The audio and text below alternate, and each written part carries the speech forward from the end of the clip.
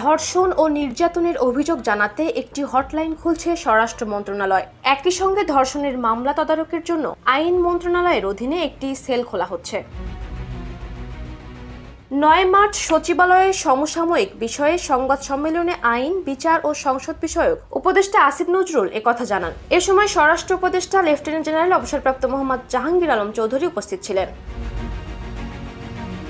আইন উপদেষ্টা বলেন, রাস্তাঘাটে যে যৌন নিপীড়ন ও হয়রানি হয় এ ব্যাপারে প্রতিকার নিশ্চিত করতে স্বরাষ্ট্র মন্ত্রণালয় ও পুলিশের পক্ষ থেকে দ্রুত একটি আলাদা হটলাইন দেওয়া হবে। আগামী 24 ঘন্টার মধ্যে এটি জানিয়ে দেওয়া হবে। এটি হবে টোল ফ্রি।